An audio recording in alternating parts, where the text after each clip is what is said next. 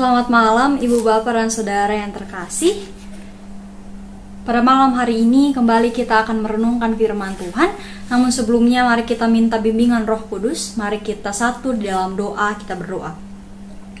Tuhan Yesus yang baik, terima kasih atas penyertaan Tuhan sepanjang hari ini. Kami boleh ada di malam hari ini dan kami hendak membaca dan merenungkan firman-Mu sebelum kami beristirahat. Untuk itu ya Tuhan, tuntun dan sertai kami, agar kami boleh mengerti, memahami, bahkan melakukannya dalam kehidupan kami. Ini doa kami ya Tuhan, di dalam nama Tuhan Yesus kami sudah berdoa. Amin. Ibu Bapak dan Saudara, pada malam hari ini, bacaan Alkitab kita diambil dari Kitab Mika pasal 6, Kitab Mika pasal 6 ayat 6 sampai 16. Kitab Mika pasal 6 ayat 6 sampai 16 yang menyatakan demikian. Dengan apakah aku akan pergi menghadap Tuhan dan tunduk menyembah kepada Allah yang di tempat tinggi? Akan pergikah aku menghadap Dia dengan korban bakaran, dengan anak lembu berumur setahun? Berkenankah Tuhan kepada ribuan domba jantan, kepada puluhan ribu curahan minyak? Akan kupersembahkankah anak sulungku karena pelanggaranku, dan buah kandunganku karena dosaku sendiri? Hai manusia, telah diberitahukan kepadamu apa yang baik, dan apakah yang dituntut Tuhan daripadamu, selain berlaku adil, mencintai kesetiaan, dan hidup dengan rendah hati di hadapan Allahmu? Dengarlah, Tuhan berseru kepada kota. Adalah bijaksana untuk takut kepada namanya. Dengarlah hai suku bangsa dan orang kota. Masakan aku melupakan harta benda kefasikan di rumah orang fasik dan takaran eva yang kurang dan terkutuk itu? Masakan aku membiarkan tidak dihukum orang yang membawa neraca palsu atau pundi-pundi berisi batu timbangan tipu? Orang-orang kaya di kota itu melakukan banyak kekerasan. Penduduknya berkata dusta dan lidah dalam mulut mereka adalah penipu. Maka aku pun mulai memukul engkau, menanduskan engkau oleh karena dosamu.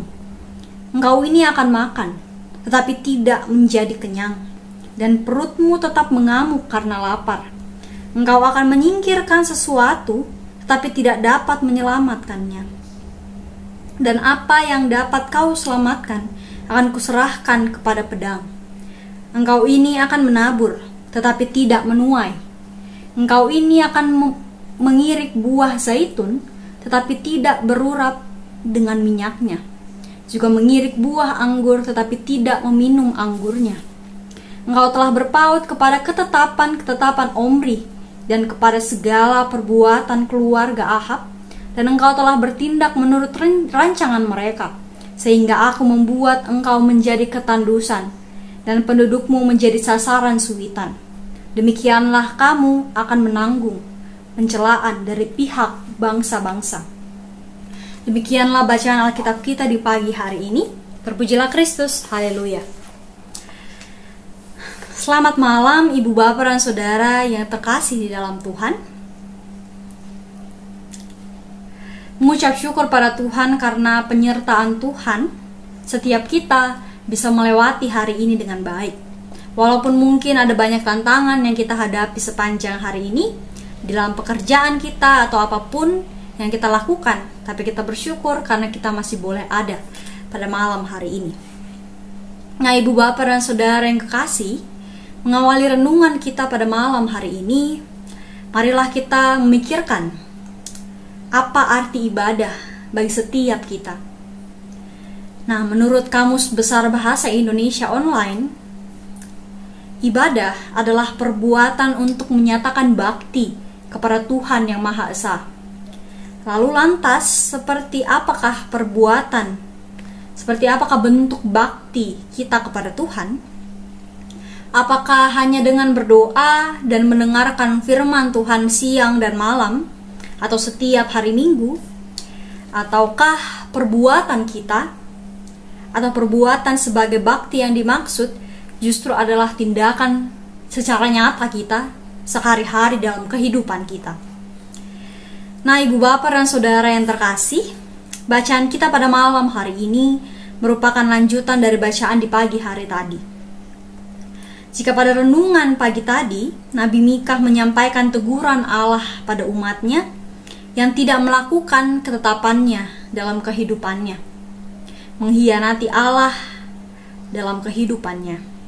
Dan malam hari ini Allah mengingatkan Yehuda yang merasa sudah memberikan korban, sudah melakukan ritual-ritual keagamaan, ritual-ritual beribadah, bahwa pemahaman mereka tentang apa yang harus dilakukan, apa yang menjadi ketetapan Allah adalah tidak tepat atau salah.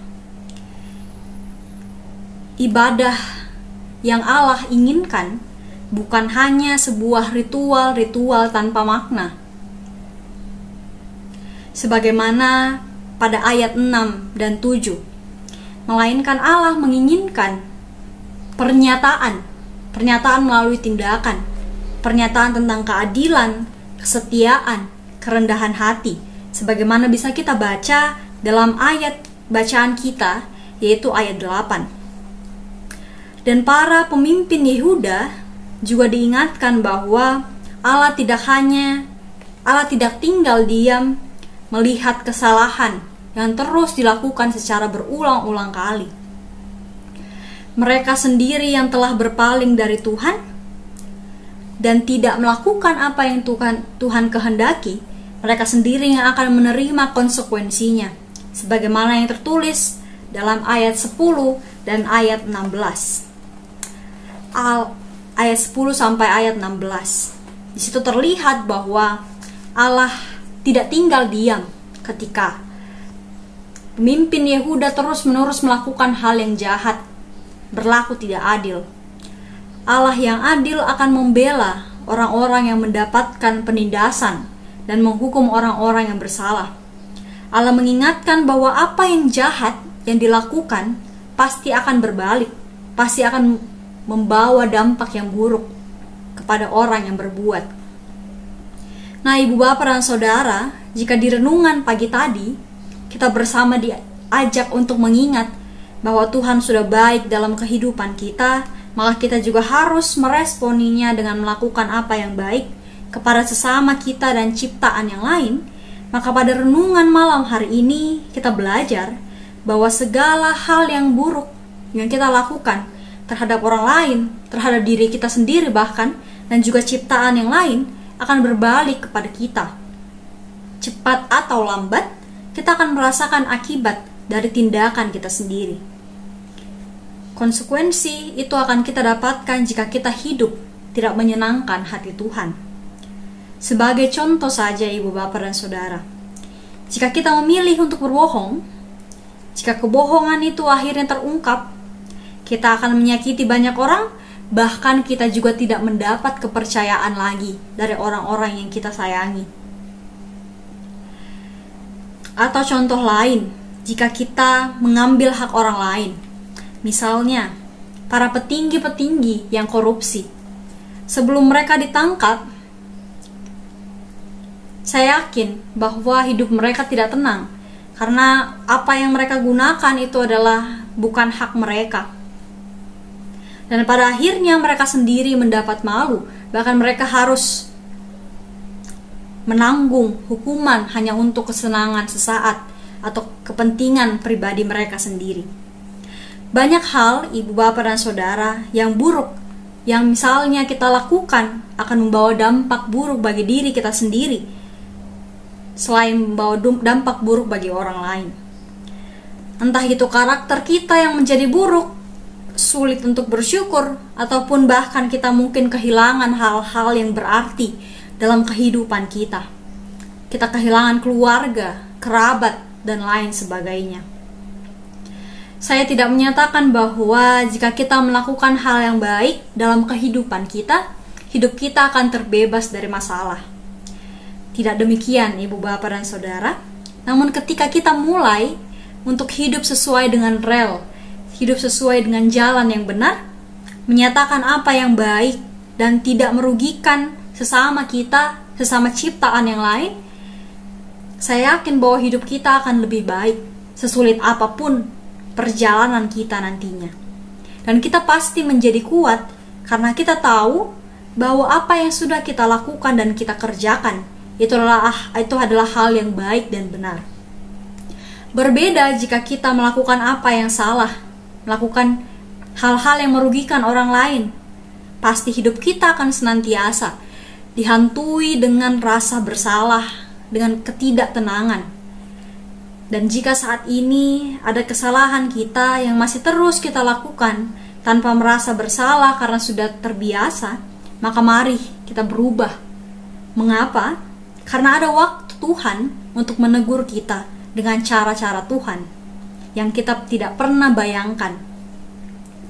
Segala sesuatu yang buruk yang kita terus lakukan dalam kehidupan kita pasti tidak akan membawa sebuah kebaikan.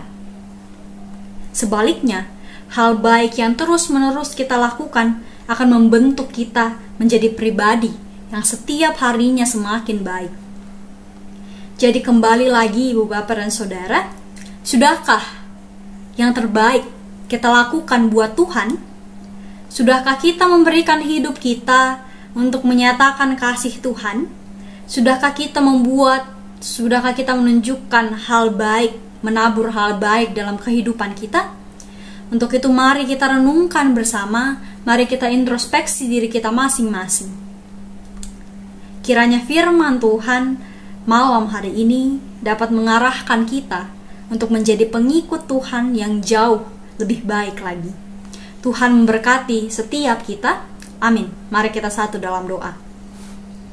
Tuhan Allah Bapa kami yang bertahta dalam kerajaan sorga, terima kasih ya Tuhan, pada malam hari ini Tuhan mengingatkan kami bahwa segala sesuatu hal yang tidak baik yang kami terus lakukan dalam kehidupan kami tidak akan membawa suatu hal yang baik dalam kehidupan kami. Untuk itu ya Tuhan, ajarlah kami untuk menggunakan segala kemampuan yang Tuhan sudah berikan kepada kami untuk melakukan apa yang baik, menyatakan kasih bagi diri kami sendiri, bagi sesama kami dan ciptaan yang lainnya Tuhan. Sebagai bentuk ungkapan syukur kami atas segala kebaikan Tuhan yang tidak pernah berhenti dalam kehidupan kami. Ya Tuhan, saat ini kami akan beristirahat. Kami akan beristirahat dari berbagai aktivitas kami ya Tuhan. Untuk itu kami mau serahkan kehidupan kami, apa yang menjadi pergumulan kami taruh ke dalam tangan Tuhan. Tuhan tolong mampukan kami untuk melewati setiap pergumulan kami. Kami serahkan kehidupan kami ke dalam tangan-Mu ya Tuhan. Di dalam nama Tuhan Yesus kami sudah berdoa. Amin.